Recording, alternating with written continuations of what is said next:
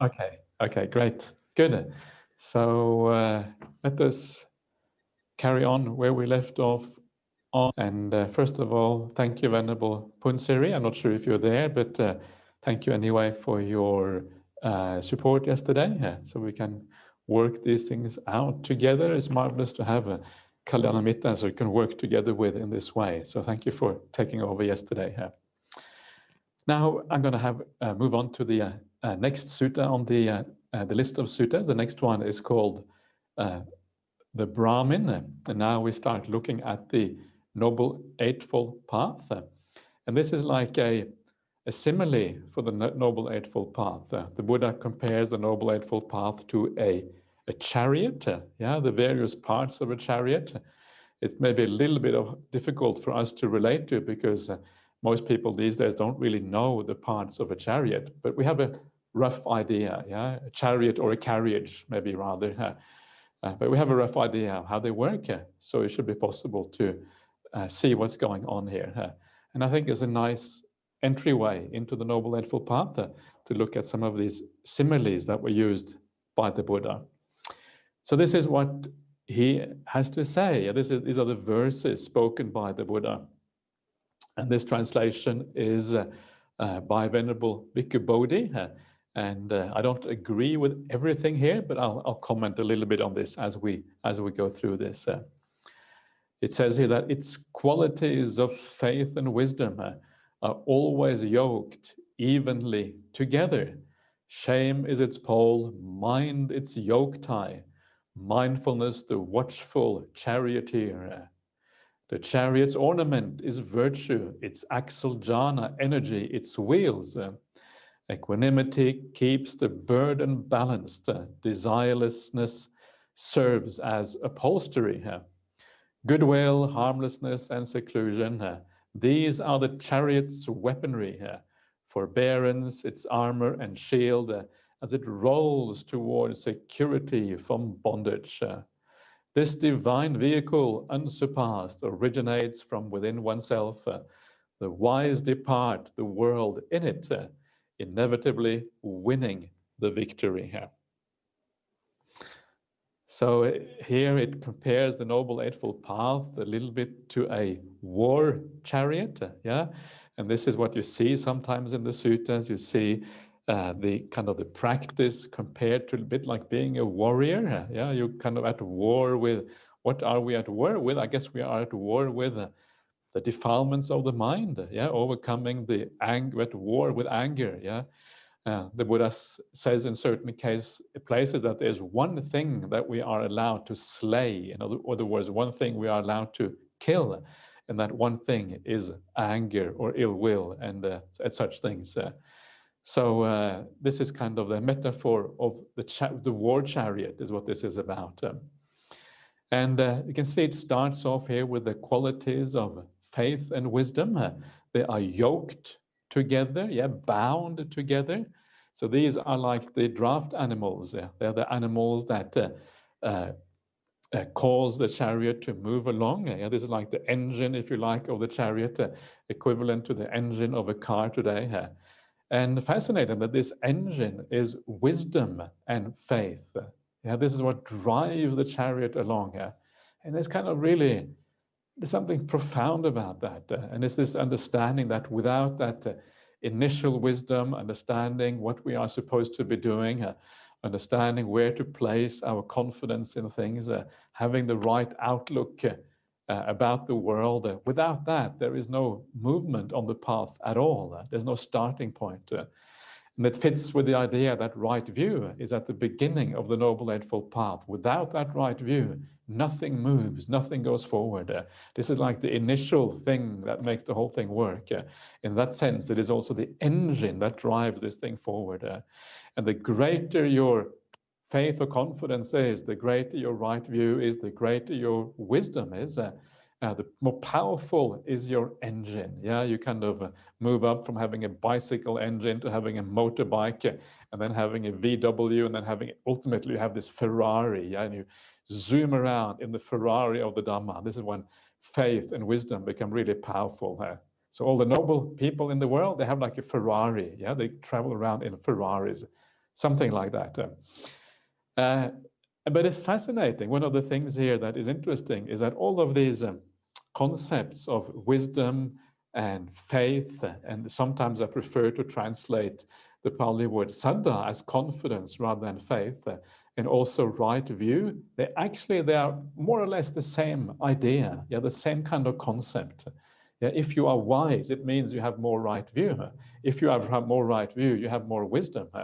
If you have a lot of wisdom and insight into these teachings, it means that your confidence is very strong. It follows. This is why confidence often is a better translation of saddha than faith. Saddha is like this word that bridges confidence and faith in a sense. It has the emotional aspect of faith. Wow, I'm really inspired. That's the faith aspect. And the confidence comes from a profound understanding and appreciation of the truth of these teachings. And this is one of the things that is different in Buddhism from almost all other religions, is that faith or confidence and wisdom always go together. They are like two aspects of the same thing. The more wisdom you have, the more faith you have. The more faith you have, the more wisdom you have. And you cannot really separate these things out. And that's marvelous. That's really a positive thing. It means that we don't go by blind faith. It means that we are not stupid. We're not wandering around in the darkness, just clinging on to a spiritual teaching because we need that spiritual teaching in our lives. But we actually have the faith rooted in something more, a deeper kind of appreciation of what really matters in the world, or what is important for us. And that is, I think, one of the fundamental distinctions between Buddhism and so many other outlooks in this world, so many other spiritual paths, if you like, or religions, or even secular paths for that matter. That it is more hopefully more evidence-based. So these are the two draft animals that drive the carriage forward. And they are, what ties these draft animals to the chariot is the pole of shame and the mind as the yoke tie. Mind is like the yoke tie, in other words, the thing that ties the pole to the, I think that's what it means. I'm not entirely sure because I'm not familiar with this vocabulary entirely. But I think it is the thing that ties the pole to the yoke that holds the animals together. And the pole is like the long staff that goes between the chariot and the animals. So it's like shame is one of those qualities of that hold this whole chariot together, that kind of gives it direction, that makes wisdom and faith wisdom and faith leads to shame, and then that shame informs all the other aspects of the Noble Eightfold Path. The virtue, the energy, all of these things are informed by shame, if you like, via the mind, and then that kind of directs this whole thing in the right direction. Now, the word shame is perhaps not, I don't think it is perhaps the best translation. The Pali word hiri, there is some degree to which it means shame, but shame can often have a very negative psychological meaning, and that is not really what is meant here. It's more the kind of sense of conscience. You know that you're doing something bad and you don't want to do it because it feels wrong. You don't want to do something bad. You can kind of, basically conscience is a very good word. You feel bad about yourself for doing bad things. And please make sure that you develop that conscience, that you keep that. This is one of those very important factors that enables us to live well and to care for ourselves and care for others and do the right thing in the world. Without that conscience, we are kind of astray. The whole chariot, the whole Noble Eightfold Path isn't really held together. It is the information from the wisdom doesn't actually happen, doesn't move from the wisdom to the aspects of energy and virtue and even meditation practice. It has to be informed by this conscience. And also elsewhere in the suttas, they talk about the fear of consequences. I think Bhatta Sujato translates it as prudence. We are prudent about reality. We understand that things have consequences, and we don't do things that actually have bad consequences for ourselves and other people. So these are the two pairs, often called the guardians of the world, because they ensure that the world is a place where there is a degree of cooperation, a degree of harmony, where we work together rather than always, exploiting each other or whatever else it is. So that is the idea of conscience, yeah? And then you have mindfulness as the watchful charioteer. Yeah, the mindfulness is that thing inside of you which is always aware, always looking out, being clear about what is going on, trying to guide you in the right direction, saying stop when you're about to do something bad, making sure your mind thinks in the right way, doesn't kind of get led astray by silly thoughts and all of that. Yeah, that's a fairly obvious one, that mindfulness is the watchful charioteer. And then it has the chariot's ornament is virtue. And here I think that Bhikkhu Bodhi's translation can be improved upon. The Pali word for ornament is a parikara, and parikara means more like equipment. Yeah, parikara is like the requisites that we have as monastics, and I think equipment is a far better translation here, because ornament sounds like something additional that isn't really required. But of course, the point of virtue is that it is a fundamental aspect of what the path is about. Without that virtue, without living with maximizing our kindness and looking after ourselves and others, there's no way that this path is going to work out. So it is an equipment. It is an equipment that enables this path to work. Without that equipment, the path doesn't really move forward. Then you have the nice similes of the jhana is like the axle, and energy is the wheels. Yeah, it kind of makes sense that the energy is the wheels, and what transfers that energy of the wheels into the chariot. The chariot is like here the whole person. Yeah, transfers that energy to become useful for insight and useful for whatever. That is the jhana experience, the samadhi, the deep meditations, the last factor of the Noble Eightfold Path.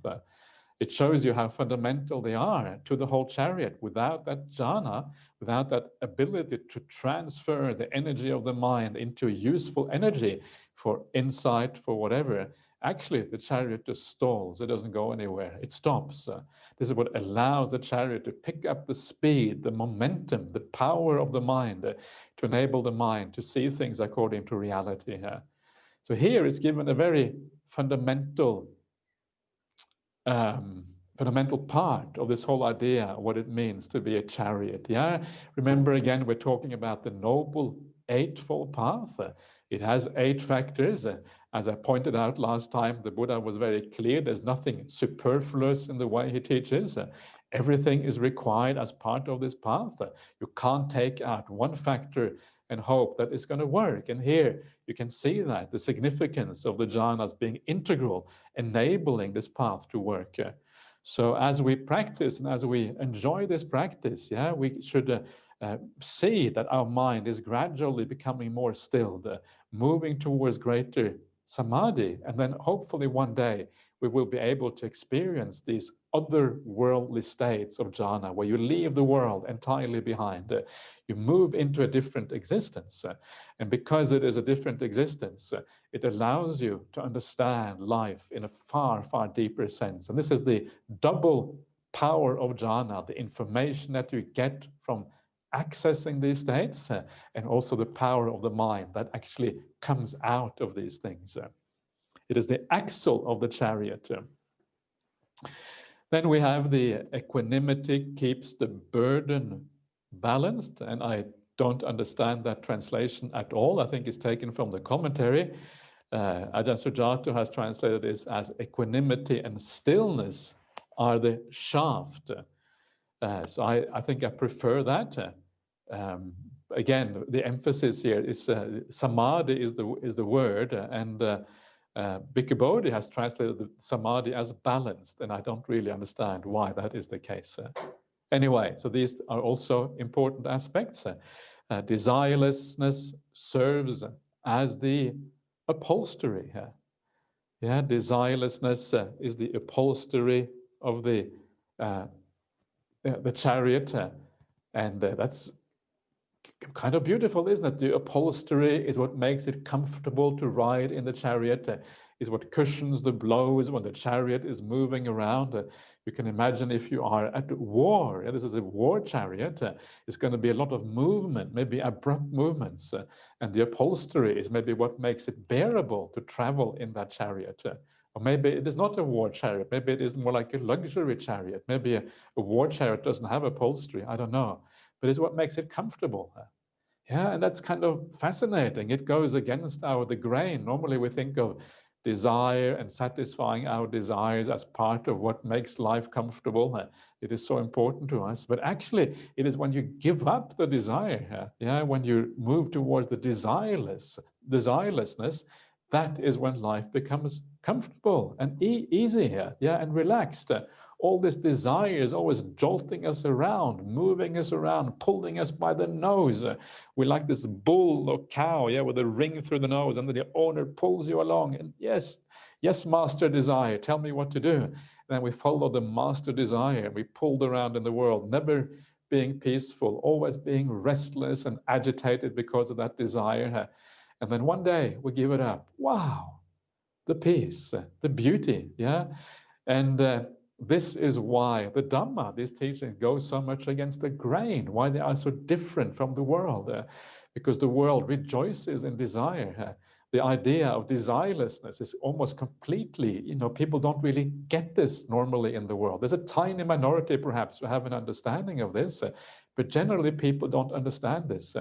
But gradually, as you start to approach the Dhamma, as you start to understand these teachings, you understand why this must be true, because it leads to peace. It leads to a sense of being in charge of yourself, no longer being pulled around by these things that are out of control. Desire is like this demon that you can't control. It feels like it's part of you, but at the same time, it's out of control. It's kind of weird. But then when desire is given up, suddenly you are in charge of your own life. Mindfulness is established, samadhi is there, and that gives you access to controlling your mind and to be able to navigate the world in a far better way. Desirelessness is the upholstery. There's a beautiful image in that. You make the path comfortable, not by having desires, but by abandoning those desires.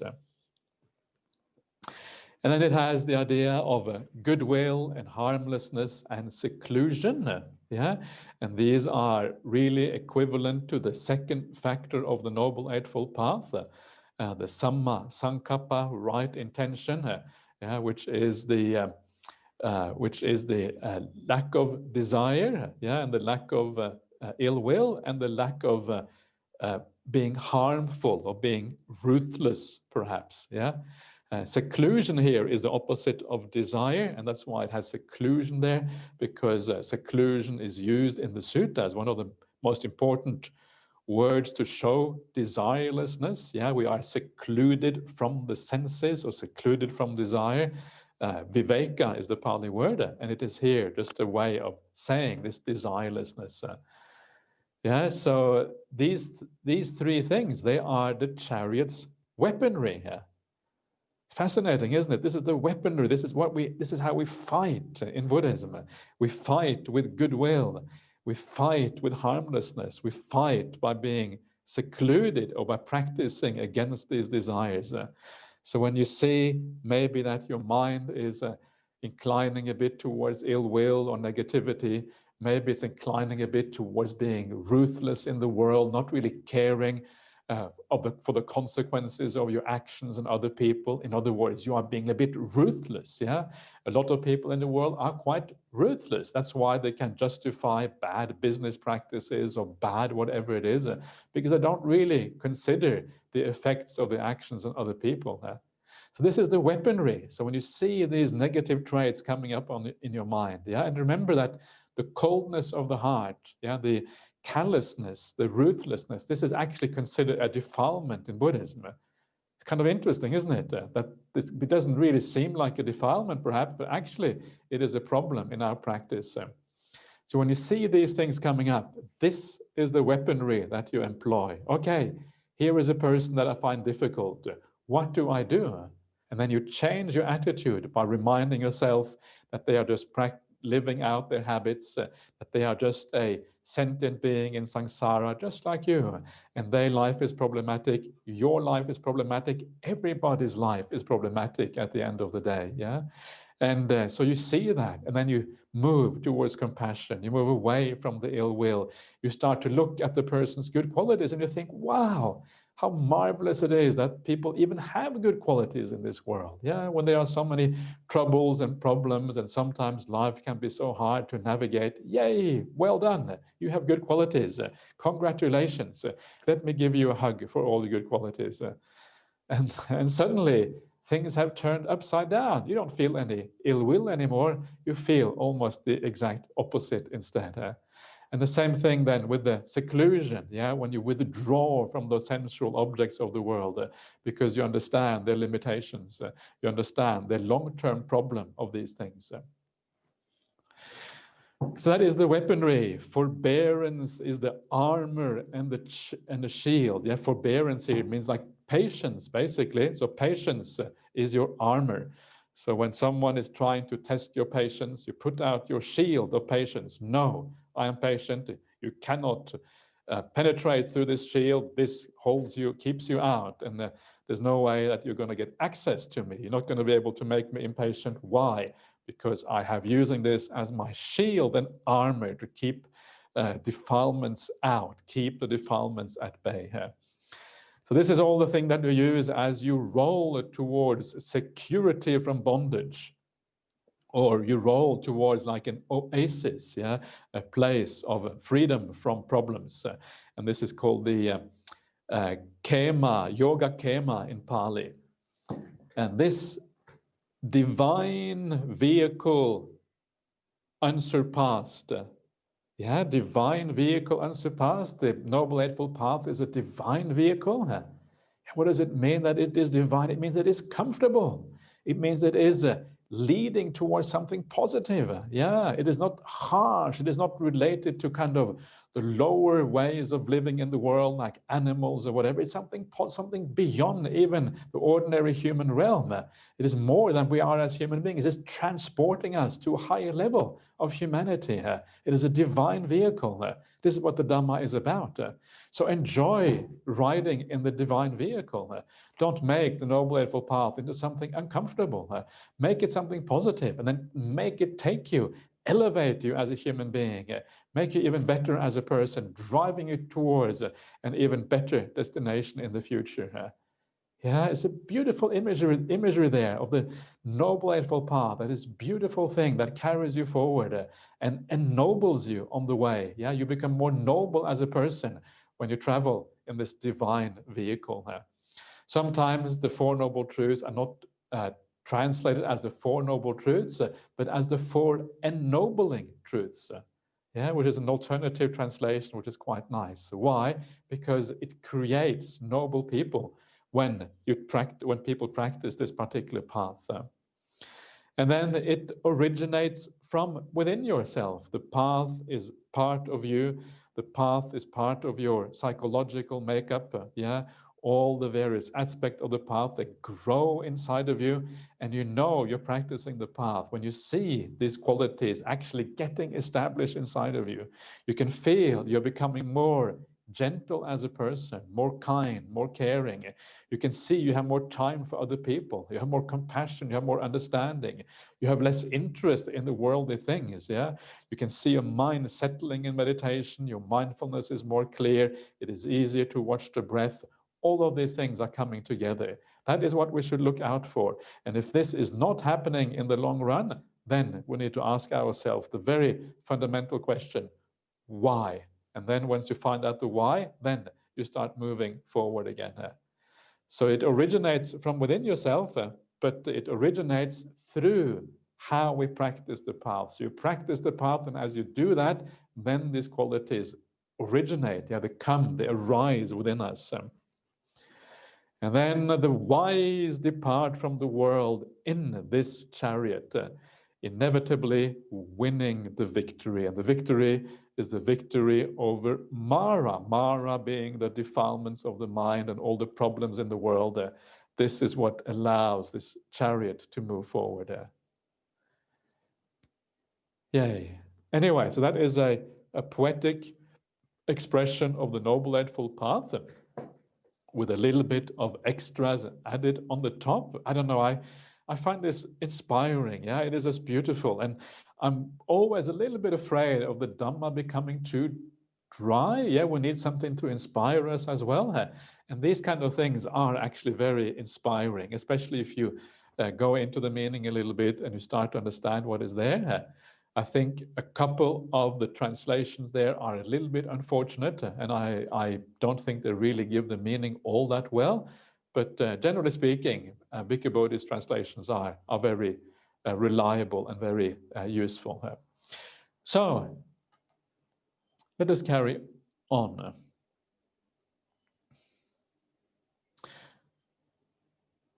So now I am going to look in more detail at the Noble Eightfold Path, or rather, first of all, I'm going to look at an overview of the Noble Eightfold Path, look at what the path means overall, yeah, all of these factors together, and try to understand the path as such. And then maybe tomorrow we'll probably start looking at the individual aspects of the path. But first of all, I want to look at the path in a more broad context, broad as a broader sort of whole, if you like. And this particular sutta is called Ignorance. It is found in the Connected Discourses of the Buddha, which is called Samyutta Nikaya in the Pali language. It is found in the 45th chapter of that Samyutta, and that is called the Magga Samyutta. The Magga Samyutta is the connected discourses on the path. So this is literally about the Noble Eightfold Path. And this is the very first sutta in that collection. So it like sets the background. Yeah, it sets like the overall tone, if you like, for what the Noble Eightfold Path is about. And the sutta is called Avidya, ignorance. A lot of suttas are called ignorance. This is one of them. So let's say what the Buddha has to say in this particular sutta. Thus have I heard. On one occasion, the Blessed One was dwelling at Savatthi in Jeta's grove, Anathapindika's park. There the Blessed One addressed the monks thus, "Monks, venerable sir," they replied, and the Blessed One said this: ignorance, or delusion, or lack of seeing things clearly, is the forerunner in the entry upon unwholesome qualities, with lack of prudence and lack of conscience of following along. For an unwise person immersed in ignorance, wrong view springs up. For one of wrong view, wrong intention springs up. For one of wrong intention, wrong speech springs up. For one of wrong speech, wrong action springs up. For one of wrong action, wrong livelihood springs up. For one of wrong livelihood, wrong effort springs up. For one of wrong effort, wrong mindfulness springs up. For one of wrong mindfulness, wrong stillness springs up. So here we have the Noble Eightfold Path, and this is one of the places in the sutta, as there are a few places like that, that shows very clearly that the Noble Eightfold Path is not just 8 factors stuck together in a sort of random way. They're kind of just 8 factors, and you can practice them in whatever sequence you like or anything like that. It makes it very clear that there is a particular sequence, one thing leading to another.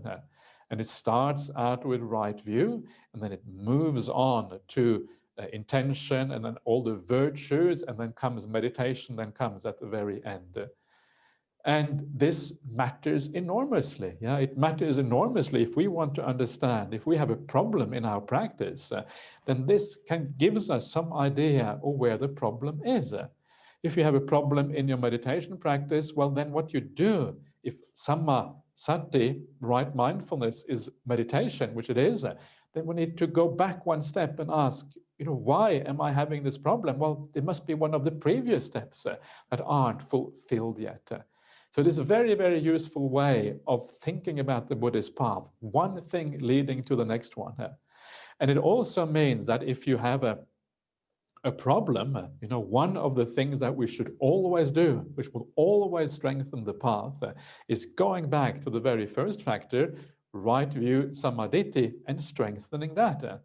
It is not just you have right view and you're done with the right view. Well, maybe if you are a stream enter, that's true. But for anyone who is not a noble person, an Arya, right view is something which grows gradually over time. And as you develop that right view, as you start to understand reality the way the Buddha understood it, this whole path starts to happen.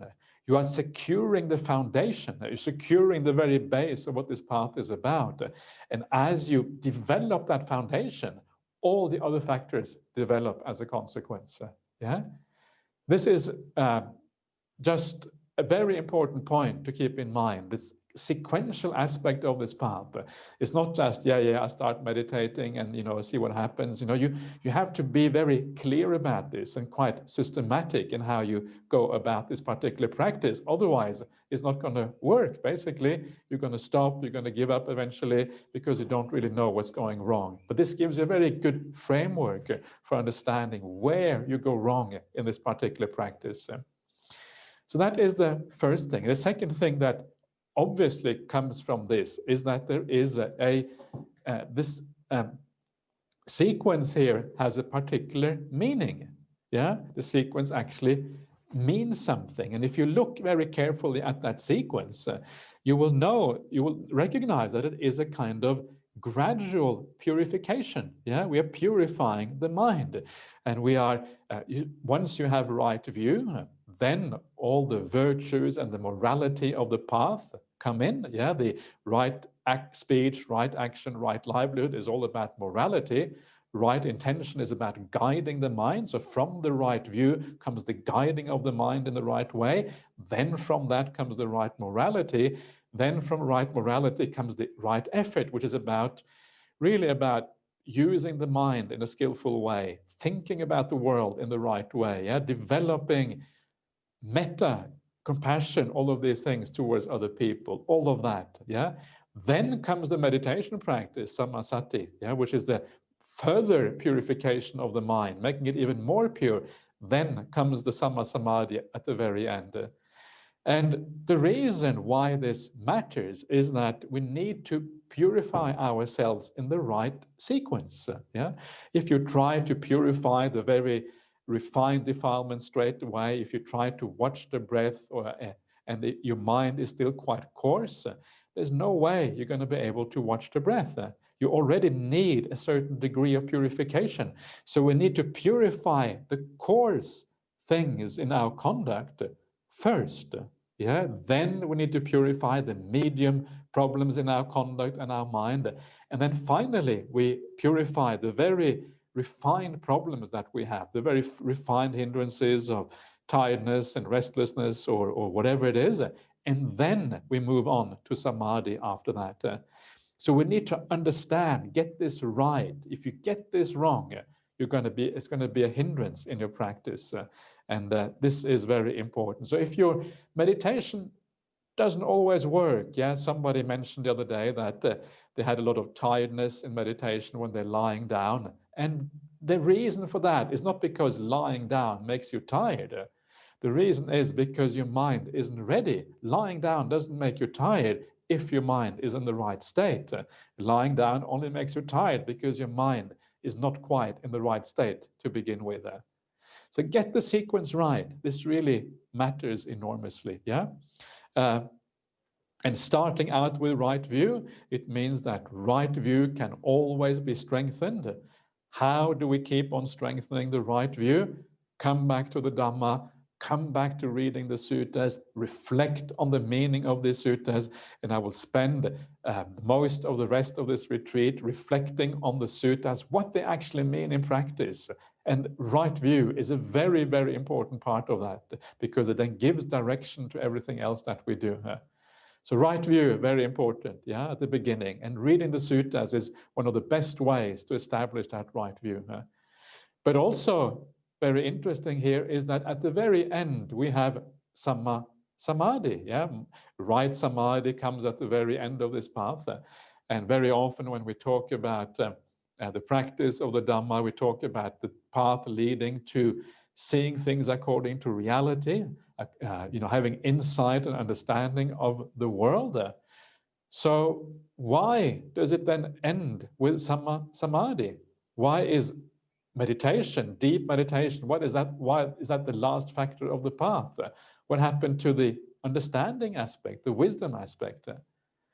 And the answer is that the path only goes as far as the samadhi, and then the wisdom unrolls. It kind of happens from that. Yeah, if you have right view combined with samadhi, then the knowledge, the understanding, the insight into reality basically is automatic. There's very little that you have to do at that particular point.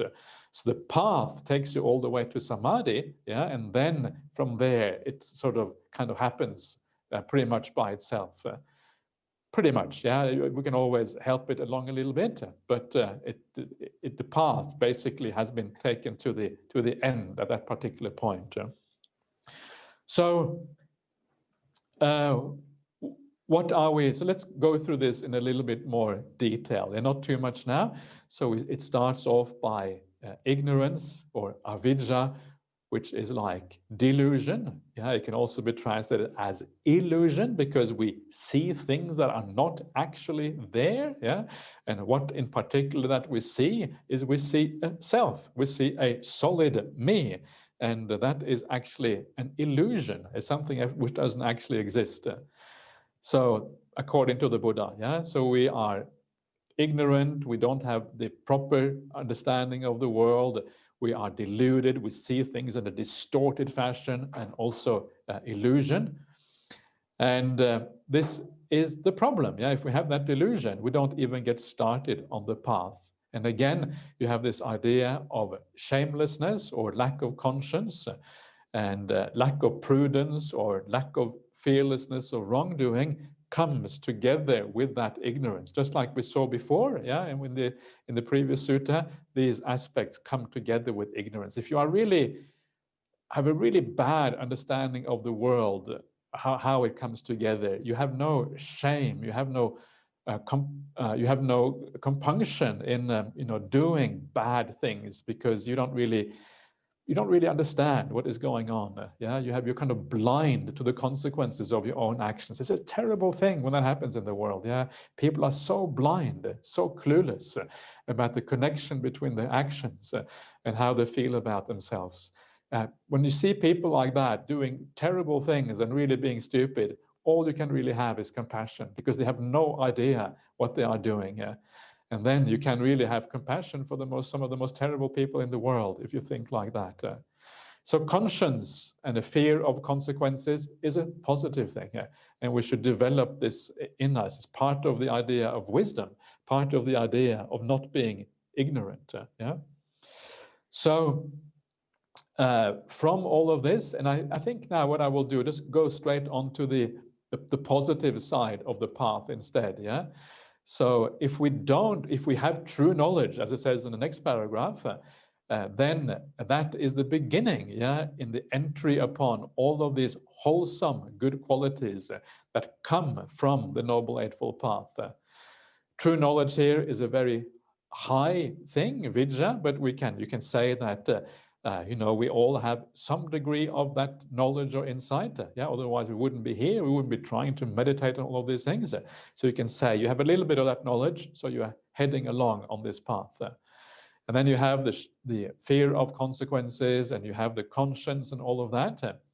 And then because of that, you get right view. Yeah, you start thinking of the world in the way that the Buddha talks about this. And as I mentioned briefly the other day, and we will see this later on, this idea of right view is so fundamental, so important. It's so important for everything we do in our daily life, how we interact with people, how we deal with difficult situations, how we think when we have to work or when we deal with our family members. Yeah. But not just that, it also matters enormously for our meditation practice. It matters for what we value, yeah, how we direct our mind in meditation. So this right view is just all-encompassing. It directs the entire path in a certain way, including our meditation practice. So fundamental and so important. And this is one reason why I think sometimes we don't talk enough about this. If we don't really realize how critical it is for this path to work. So then when you have that right view, from that right view, right intention springs up. And the idea here is that when you look at the world in the right way, then you want to live in the right way. Yeah, you want to do the right things. You have the right purpose. You have the right aim. You are heading for the right thing here. Yeah, this is the idea of intention here. You have a goal that is meaningful and that matters. So your intention becomes positive. You're starting to aim for the right things in the world. And the most basic right things that we aim for, as it says here, is first of all, right speech. Yeah, right speech comes from right intention, and from that right speech comes right action. These are very closely related to each other. And then you also have right livelihood. These are all the morality aspects of the path, and we can take them together as kind of one thing. So this is the beginning of aiming in the right way. So we start to live better. Yeah, we start to be more careful with our speech. We start to remind ourselves that speech is a very, very powerful faculty, and we can create a lot of happiness in the world if we use our speech in the right way. We can also create a lot of misery in the world by using our speech in a bad way. So please use your speech to create happiness in the world. Use your speech to support others, to do something positive for the people around you. These are very powerful tools. And remember here that when we talk about things like right speech and right action, what we mean is two things. We mean avoiding the bad, but also deliberately doing the good, trying to act out of kindness, acting out of these positive qualities inside. And then, as we develop our ordinary virtue in this way, there comes a point when we are reasonably virtuous outwardly, hopefully, at least we're doing reasonably well, at least we're heading in that direction. It may never be 100% perfect, but at least it's much better than it was. And as we purify that conduct, the next one is the right effort. The coarse conduct has been purified. Now we go to the conduct of the mind itself. How can we reduce some of our coarse desires? The desire to have more, to own more things, to have more relationships and more of all of these kind of things in the world that people are always chasing after. And say perhaps instead, maybe contentment is a good idea. I wonder, contentment. Someone mentioned something about contentment. The Buddha said something about contentment, right? Okay, maybe that makes sense. And once you start contemplating the Buddha's teachings, it's very obvious that contentment is something very useful. So you start this new approach, this new way of thinking about these things. And this is the right effort, a very large part of right effort on the Buddhist path. How to change your way of thinking, how to reduce the defilements of the mind. Not being so angry anymore, reducing that anger. And I'm sure all of you who are here, you're really good people, otherwise you wouldn't be on this retreat. But at the same time, we all have sometimes ill will, and we would probably like to have less of that ill will. And that is what you do through right effort, by thinking about things in the right way, and by our attitude to other people and all of that. I may talk more about this later on, because I think it is an extraordinarily important topic in Buddhism, how to think about other people, so that basically you almost never have ill will or never have any harshness towards other people, but you understand them through a prism or a filter of compassion and kindness instead. And that is not that hard to do, which is great. Yeah, being kind is not that difficult as long as we look at people in the right way. It's a wonderful thing, and it's so simple. It's just astonishing that there isn't more of this in the world, when actually, when you look at how it is done, actually it's very simple. So anyway, so you then practice this further purification until one day your mind is relatively pure.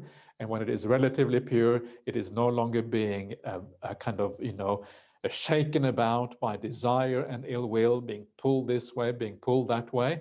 And because it's no longer being shaken about by these strong defilements, it means that you are able to start to watch the meditation object. And this is why it is so important to purify the mind a lot before you do meditation, to the point where it is relatively easy to stay with things. You're not always kind of moving around everywhere with the mind. This is how this works, and this is why it matters. But of course, there are still defilements left. You haven't purified yourself 100%. You have only taken care of the kind of middling defilements. There's still problems there. So then the last aspect of the defilements is overcome through meditation practice, through watching the breath, through enjoying the peace of the moment, through developing that joy in meditation by thinking, wow, what a wonderful thing it is to be able to take part in these meditation retreats, to have these marvelous teachings of the Buddha. I'm so fortunate. I can't, but I'm speechless. I'm so fortunate. I don't know what to say about this, but what a wonderful thing it is to have this teacher called the Buddha, to have these marvelous teachings and all of these Kalyana Mittas around the world. Wow. And then you start to feel this goosebumps, because it is so powerful. And this is kind of the attitude you have. This is what part of what we do in the meditation practice, to give it that oomph, And this is part of the idea of Sanghanusati, Dhammanusati, Buddhanusati, the recollection of the triple gem. We need to do this in the right way. We can't just recollect these things like parrots, Itipiso, Bhagava, Arahang.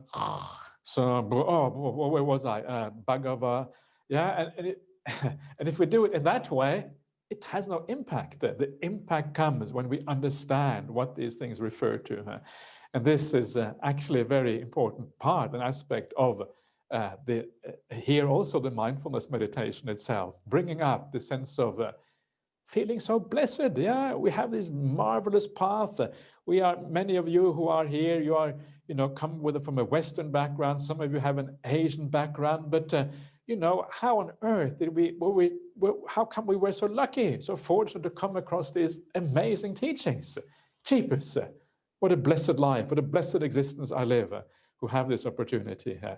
If you think like that, if you get into that kind of mood, that mode of thinking, it becomes very powerful for you. And then this mindfulness meditation, leads then to the very last factor, because you're really enjoying the meditation practice. Your mindfulness becomes strong. You start to have joy. You start to have all these powerful, positive feelings, and bang, it leads you towards samadhi, the powerful stillness of the mind. I love Ajahn Brahm's translation of samadhi as stillness. There are many ways of, translating samadhi. Ajahn Sujato translated it as immersion, and I think that's another interesting translation. But I think I prefer stillness because to me it is more evocative. It is more emotional. It means something to me in a deeper way, and that's why I think I prefer the idea of stillness for samadhi. And that is where it ends. That is where the path kind of comes to an end. And I'm going to talk just a little bit more before we go on to the questions and answers. And the reason is because I want to tie this together with the last one here. So please allow me 5 more minutes. So the next sutta is actually called Samadhi. And what this sutta says, just very briefly, is the Buddha says, monks, nuns, upasikas, everyone in the fourfold assembly develop stillness, develop samadhi. Someone who develops samadhi understand things according to reality. Yata bhuta jnanadasana. Yeah, we see that is how you come to have insight, because of samadhi. This kind of statement, that samadhi is the cause for seeing things according to reality, is throughout the suttas. Yeah, it is one of the foundational teachings in the suttas. Absolutely important. Yeah? And if you get that, you start to understand why deep meditation really matters on this path, why it is so important. Yeah? And then what is it that you see? And then the Buddha says the Four Noble Truths, yeah? Suffering, the cause of suffering, the end of suffering, and the path leading to the end of suffering. That is why we should develop samadhi, yeah? And then Buddha says you should make an exertion so that you may be able to see these things. In other words, we should make an exertion to reach that samadhi, which again means developing the Noble Eightfold Path. So what is interesting about this is, first of all, that when you have samadhi, then the insight into reality happens. What that insight into reality is, it is the same thing as right view. Yeah? So when we develop our meditation, especially when we have samadhi, we are actually reinforcing the very first factor on the Noble Eightfold Path. That if insight is deep enough, then that right view becomes solid at the very beginning, and you can never lose that right view again. And then the path has a different flavor to it, because now the path is fully embedded in you as a person. It becomes part of who you are as a person. And the whole path up to samadhi becomes more a natural expression of what you are. Yeah, so the path kind of revolves, go back to the beginning again, reinforces itself in this way. And for this reason, it's almost as if there are two kind of paths. One is the preliminary path that we practice when we have an ordinary kind of right view. Then you have the insight, and then you have the noble path, yeah, which is the path of the noble ones when right view is established. Yeah, so this kind of, it builds on itself. But it is not just in this way. I have now shown you the general idea of conditionality in the Noble Eightfold Path, how generally speaking we move from right view and then gradually each stage all the way to right samadhi, right stillness at the end.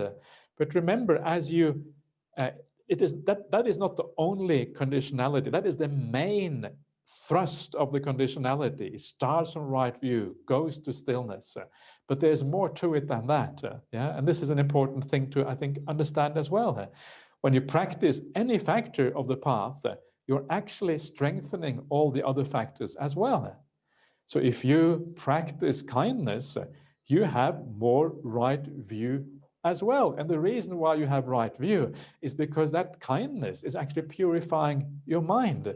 And when you purify your mind, you have less distortion, less vested interest, less delusion. And because of that, you have more clarity about what is going on. So you have more right view. Yeah. And then when you start practicing right effort, this is even more enhanced. Practicing right effort means you are purifying the mind. When you are purifying the mind, that feeds backwards into the purifying of your other virtues, because your mind leads the other virtues, which also then purifies right view. When you do meditation practice, it's the same thing again. So all of these things are also interrelated. They all support each other. Yeah, it is not just one movement forward. That is just the main thrust. Yeah, it gives you a main idea of how to think about the path. But it's also interconnected, and they all support each other. So remember that every time you're being kind, you're actually developing all the 8 factors of this path. Yeah, developing right view, right intention, all of these things are coming together very beautifully when you practice this path in this way. So I'm going to stop there. I've been talking for almost an hour already, and I never get quite as far as I think I will get, but it's a good starting point, because it means that next time, which is tomorrow, it's tomorrow already, then we can start to look at the first factor, and we can start to develop the idea of the first factor. So now I'm going to take a few questions and see if I can find find the questions here. I should have them. They should be here somewhere. I can also put them in the chat, Ajahn, if you prefer. Yeah, let me see if I can. It might be easier if I have them on my laptop. It's a bit closer to me, a bit easier for me to see. Okay. So I'll see what I can do. Are there any interviews today, Venerable? Yes, there are. The next few days, there's interviews every day. Okay. Are there many or? 4 today, I think. Yes. Okay. Is it okay if I go a little bit over time with the questions? Yes, it's fine with me. Yes, no problem. Okay, great. So as long as we have time to have all the interviews, is that right? Is that the most important thing? Would you say? I would think so. Yes. Yeah. Yeah. Okay. Oh, okay. I'm having a problem here with doing this. Okay. Okay. Maybe if you can post it in the chat here. Having a problem accessing this on my computer. I have posted the first one in the chat, and I will just read it out to you, so you don't have to come too close to that. Thank you.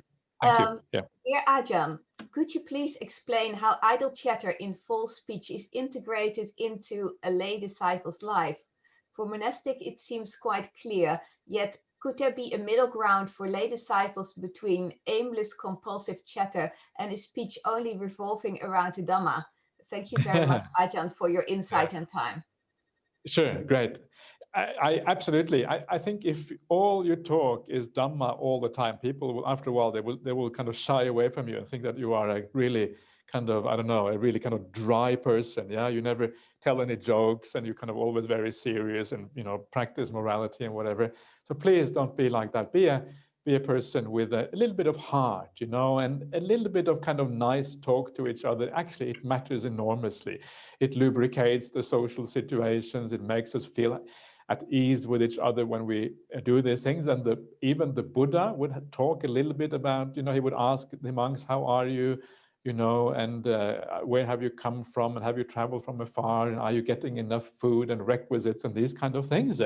So even the Buddha would use this kind of, you know, pleasant talk. And not just that, but I think for a layperson, it's perfectly okay to sometimes have discussions about, you know, worldly things. And sometimes you may even want to, you know, discuss politics a little bit. And sometimes you can even bring in the Dhamma in that kind of situation. Yeah, it's fascinating. I tend to talk with my mother quite a lot because she is, you know, living by herself back in Norway. So I try to call her once a week or once every couple of weeks these days, just to kind of make sure that she's okay.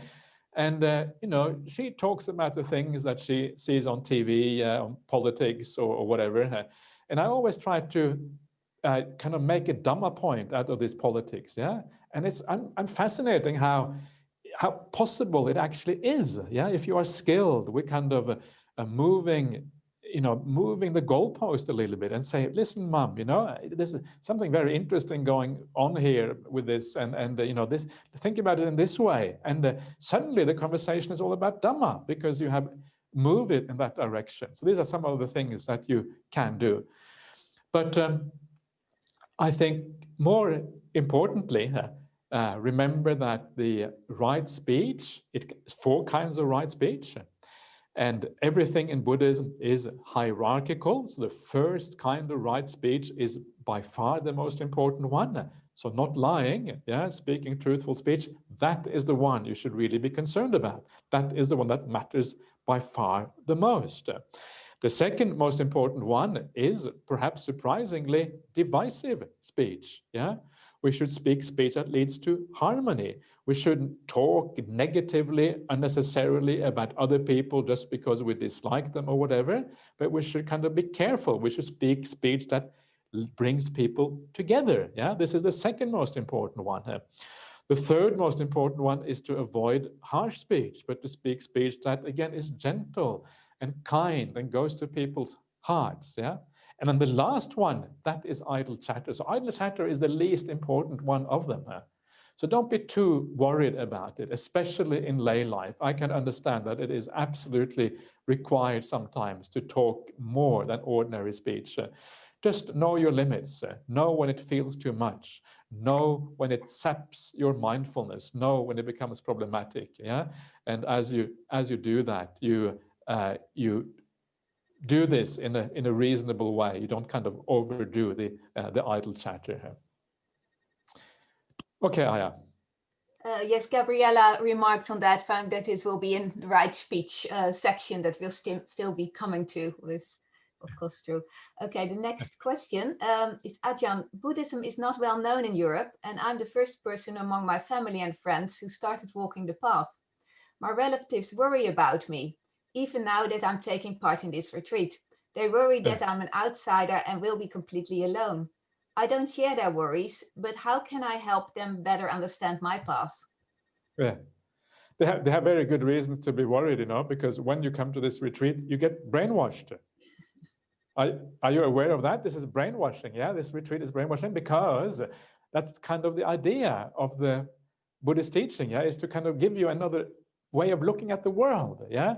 So in a sense, it is brainwashing. Yeah?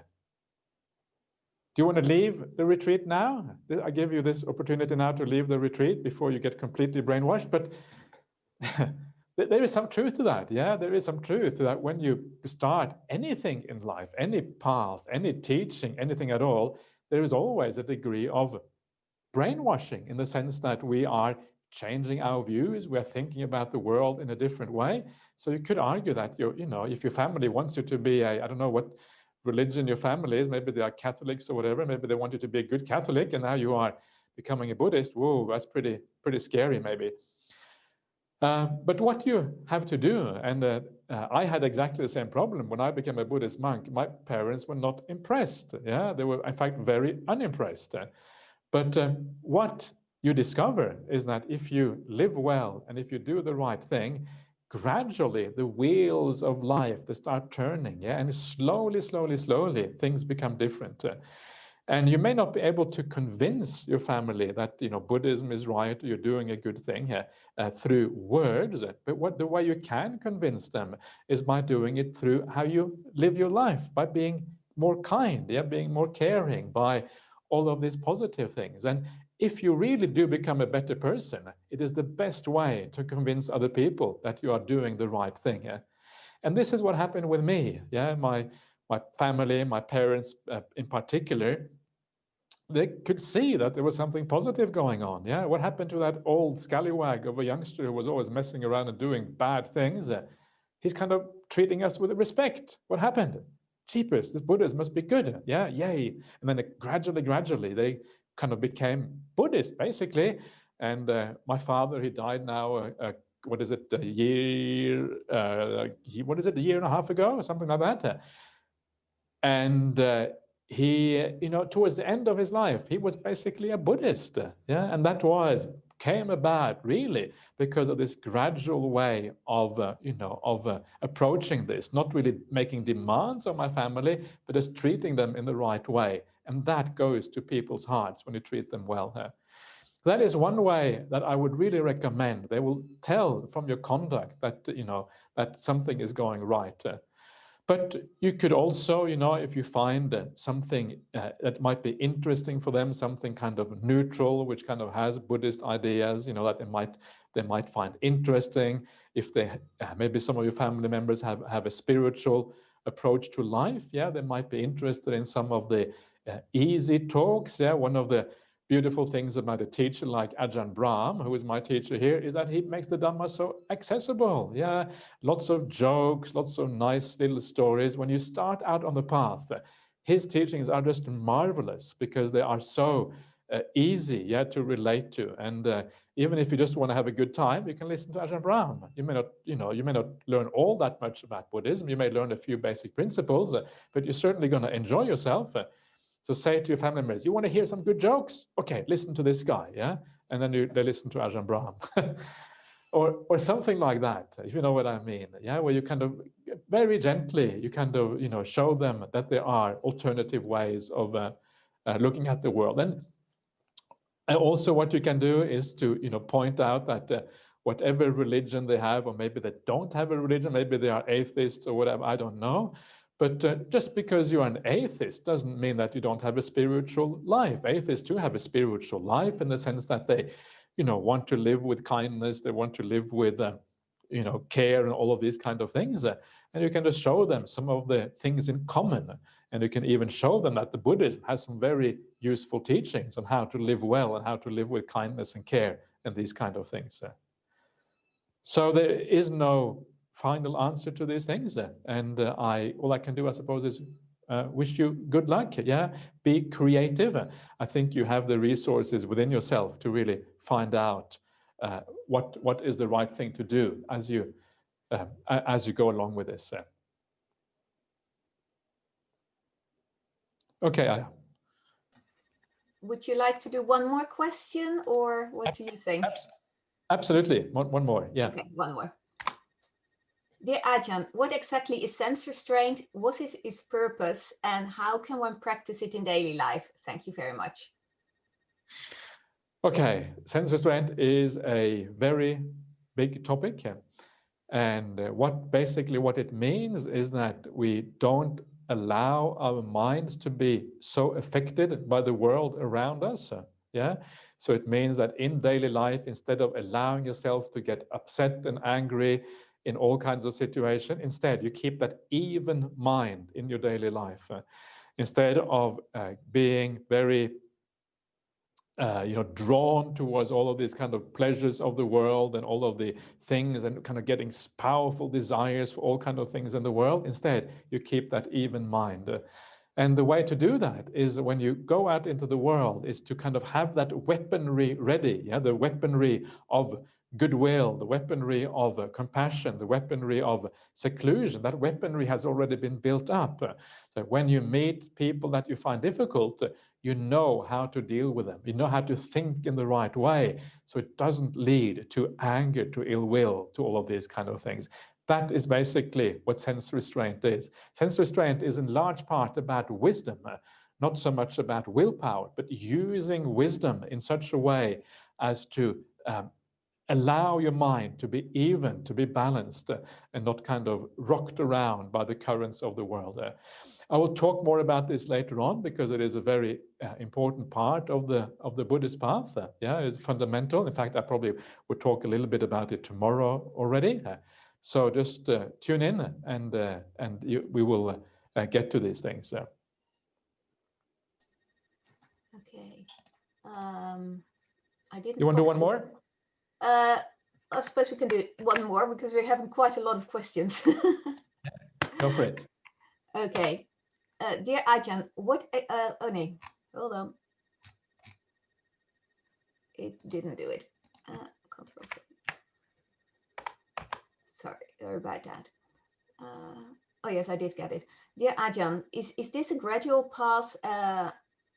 If this is a gradual path and we grow gradually in our spiritual qualities, does this also mean that we can't resolve anything just with the right motivation, like with make peace, be gentle, be kind?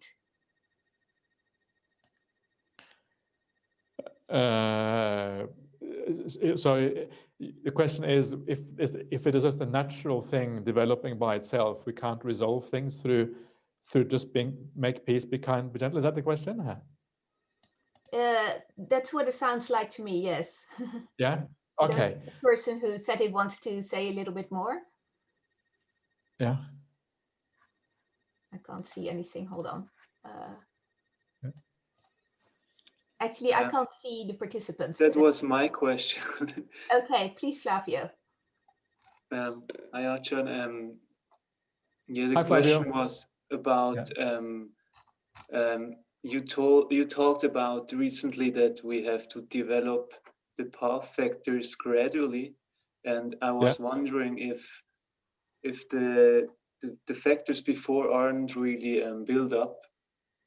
Then I was wondering if we just can, in meditation, have the right intentions put in place, and then everything will take off from there. But as I understood it, we have to build up the factors beforehand.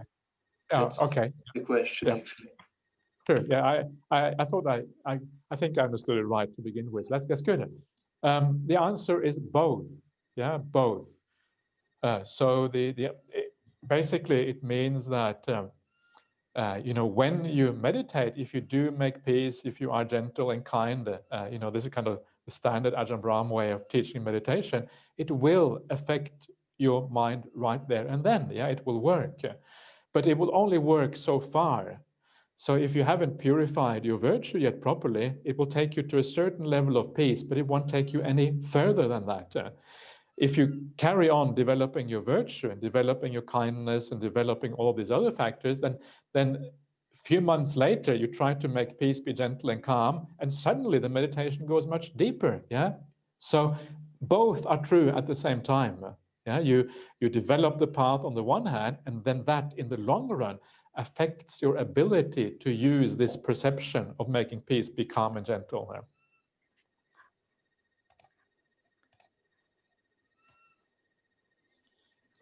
Okay, I think maybe we should stop here and move on to the interviews. Okay, Ajahn, that's okay. Yeah, sure. With you. And then, so thank you very much for this very enlightening and wonderful Dhamma talk. And to everybody else, very happy that you could join. And I will be back at 3 o'clock again with guided meditation as usual. And so you're very welcome there again, or otherwise tomorrow for Ajahn talk.